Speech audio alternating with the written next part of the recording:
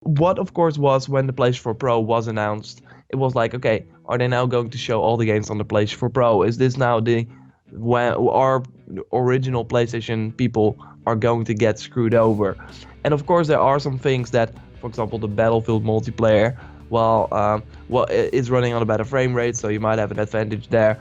Um, and there are some other things, and of course, right now the games were made for PS4, then upscaled to PS4 Pro, so we don't really are yeah we will not see it right now if original PlayStation owners will really like get the worst version.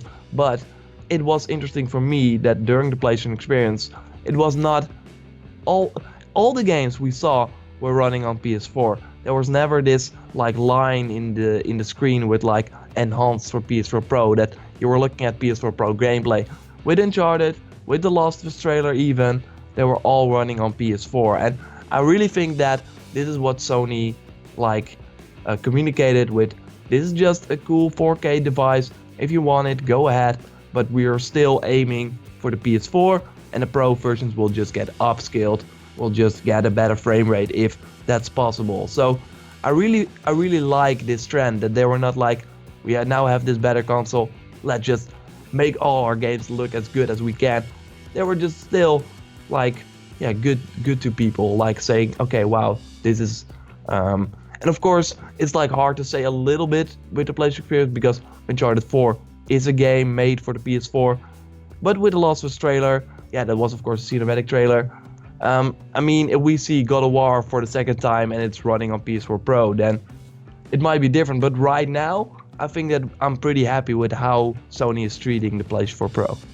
I honestly, I see them doing this only to sort of make it so people who own the PlayStation 4 don't feel like they're being left behind. And Yeah, absolutely. I think that the reason why they call it the PlayStation 4 Pro instead of the PlayStation 5 isn't because the technology wasn't a big leap, because it was 2 times the performance, but they also knew that by calling it just the PlayStation 4 Pro, it wouldn't also make people who own the PlayStation 4, which is millions of people, it wouldn't make them feel like they've been left behind. And I think this is just more evidence towards that.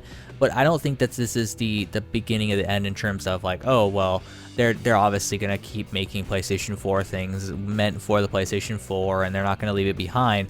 I think this is only sort of a means to the end in terms of once the Pro builds up a big enough install base, they'll start to sort of leave the PlayStation 4 behind more and more and make people buy the Pro, just so developers don't have to develop for essentially two different devices, or even 3 if you think about the fact that a lot of these Pro games have a 1080p more enhanced and a 4K version, right? Or dynamic 4K is what they're calling it, because it's not really 4K.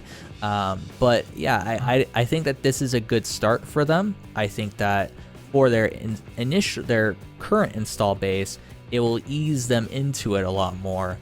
And but I think that in the end, they're just doing this because they don't want to piss anyone off, and they want to coax them into buying a Pro until the point where they're like, okay, we have enough where now we can force these people to buy the Pro because we have the install base to do that.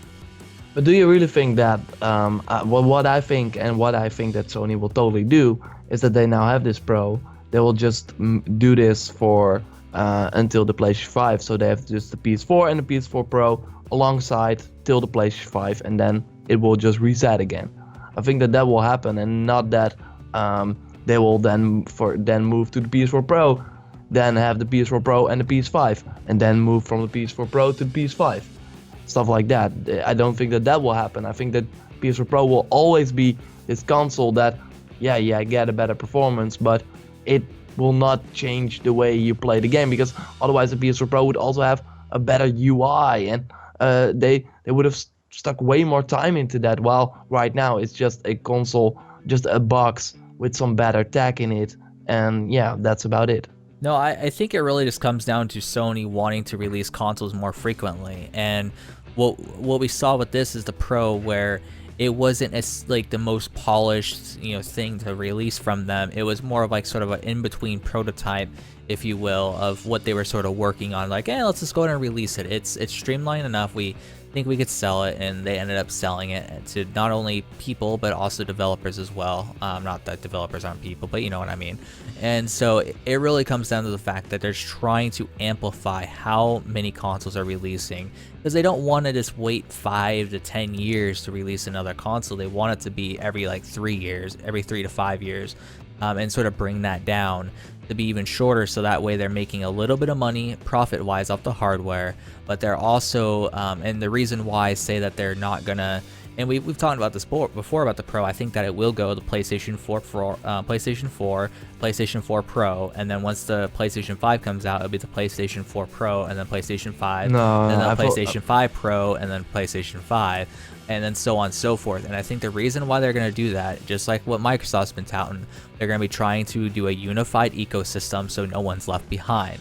And that's going to basically mean that no one's left behind until we release 3 consoles, and then you're going to, chop the last one off and then continue on, because these developers have the assets that they're going to have to develop anyhow. And it's just like with the PC. I mean, you can go down to super potato resolutions, 800 by 600 with super low textures and everything. So they can always still develop for the lower console. It just becomes harder when it's super old. So when the PlayStation 5 comes out and they have the PlayStation 4 Pro as well, they're not going to want to go back to the PlayStation 4, but they wouldn't really mind going back to the PlayStation 4 Pro because it already has an install base and it has the hardware to sort of back up enough of what they want to do, where they're not going to develop for it maybe, but they're going to have an alternative version for it so people don't get fully left behind. Okay. Yeah, I know that with the Scorpio, Microsoft just wants it to be a PC so that the Xbox One will probably be the low settings and the Scorpio be the high settings. Yeah. Something like that. But I don't see the PlayStation 4 Pro doing that. I hope I'm right and you're wrong.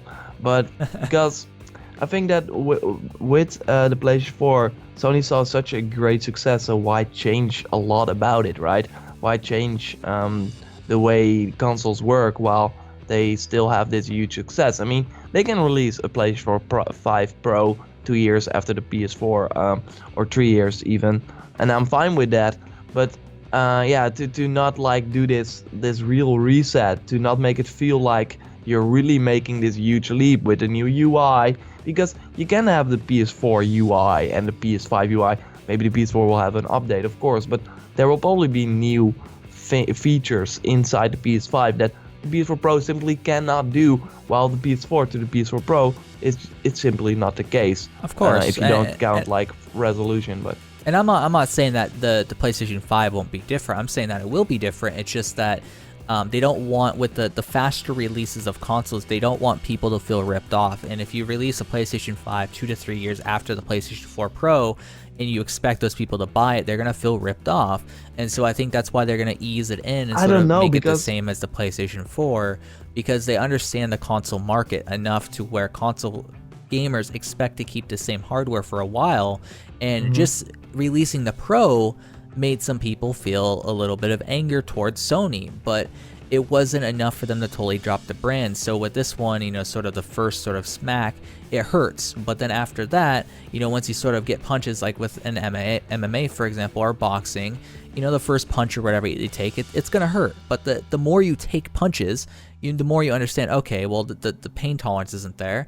And so it's the same with consumers. They'll realize, okay, well, this is sort of what they're going to be doing, and this is what I should expect. Okay, so they're not gonna leave me behind, but maybe with the next one they will. But by then it'll be a long enough period where I should just invest in another console anyhow. And if I need to, I'll buy the lower end. If I want to, I'll buy the higher end and call it good. Yeah, okay. So it makes sense from their sort of standpoint of not leaving people behind, not pissing them off, and making them feel like they've been ripped off. And that's why I think they'll do it. But yeah, the PS5 I think is definitely going to be a big improvement in terms of the interface and the features and stuff like that. But I think that I just believe that they're going to definitely support the Pro still, but probably not the OG console. Yeah. Okay. I will be interesting to see that, of course. I think it's really hard to make these kinds of predictions right now when Sony just released one better iteration. If they are okay, next year we will have a new one, or in 2 years we will have PlayStation another Pro one. Plus. Yeah, exactly. Then okay, then I can see your point. But right now, I really see them just, okay, they're testing the water. That's obviously true. But I think that they will also stick to this normal console generation because it's doing very well for them. Or if they go at the Apple titles, the new PlayStation 4 Pro. Pro. Oh man, I hope they don't do that. I hope that the next PlayStation will look better though, because wow, man. Yes, I agree.